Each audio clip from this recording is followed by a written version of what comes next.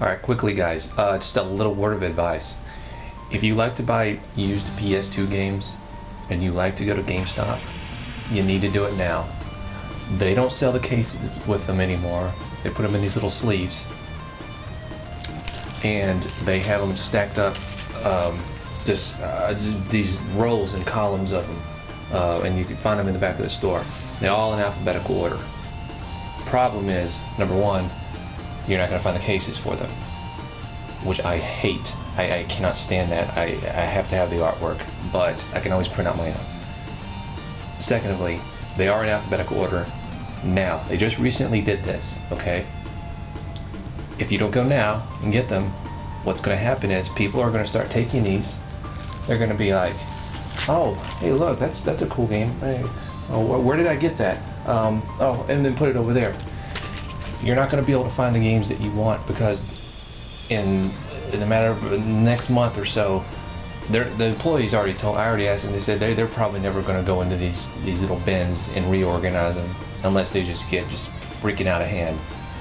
You need to go now and get the games that you want because you're going to be spending all day there looking through like 500, 600 PS2 games trying to find the one you want, because the one that you want is not with the G's, it's with the X's and so forth. And that's what I'm doing now because I'm on a PS2 kick right now. I'm trying to get all the games that I've been wanting and haven't gotten yet, where they're relatively cheap still at GameStop, like it's Rayman 3. I've been getting some shooters, and Gradius 3 and 4, just for $4 or $5 each. And of course, and you can go to thecoverproject.net. You look at my other video, and it has the link and stuff in it, but you can print out your own covers for them. And I got R-Type Final, Alien Hominid, and Slipheed, and and Teolet. And luckily, at the place where I got Xenosaga 2, they didn't have any of the boxes, but the guy behind the counter, when I got it, he said that he had been saving it because he, like me, is actually a collector too. So he knew on a game like Xenosaga 2 not to throw away the box and the instruction manual, which they're doing, and he kept it behind the counter. So if you run across a game that you really want and it doesn't have the box, you might ask him. You might have somebody cool behind the counter like that and might still keep it. So he had been saving this so whoever bought it would actually have a cover for it. If you're looking for any Game Boy Advance games, now's the time to do it as well, because they are starting to phase those out. And another thing, they don't go by rarity on those. They don't price them according to what they're going for on eBay.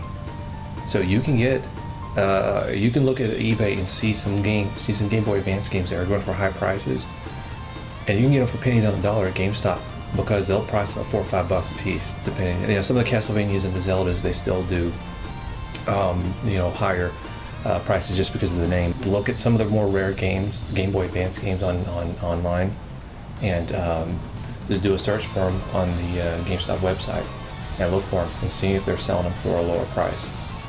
I've done that, and I looked at a list of the top 20 most rare Game Boy Advance games, and I was able to track down probably about 7 or 8 of them at GameStops for under $10. So my advice, as a collector, would be to start getting on the ball and start getting some of these games. Thanks for watching, and good luck on your searches.